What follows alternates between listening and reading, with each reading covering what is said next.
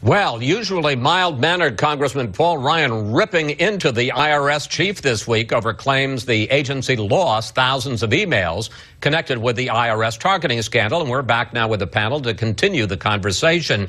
The IRS commissioner says back in 2011, when Lois Lerner's hard drive crashed, that she immediately called the IT people, asked them to retrieve any of the files that they could. George, how credible?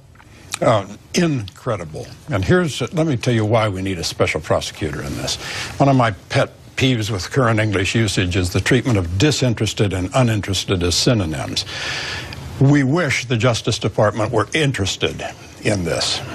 We're a disinterested investigator of this. Instead, it's uninterested in this investigation. We can no more expect Mr. Holder to investigate this White House than we could have expected John Mitchell to investigate the Nixon White House.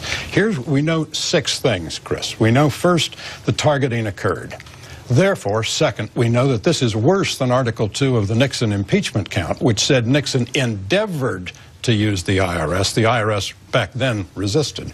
Third, we know that this became public in an act of deceit when Lois Lerner planted a question with a friend in an audience to try and get this out on her own terms. Fourth, we know that she has taken the Fifth Amendment because she has a right to do this when she has a reasonable suspicion that there might be criminal activity involved. Fifth, we know that from the timeline you put up today that there has been 13 months of stonewalling on this. And 6, now we know that not only her hard drive, but 6 other people intimately involved in this suddenly crashed in an amazing, miraculous coincidence. Religions have been founded on less 10 days after the investigation started. That's why we need a special prosecutor.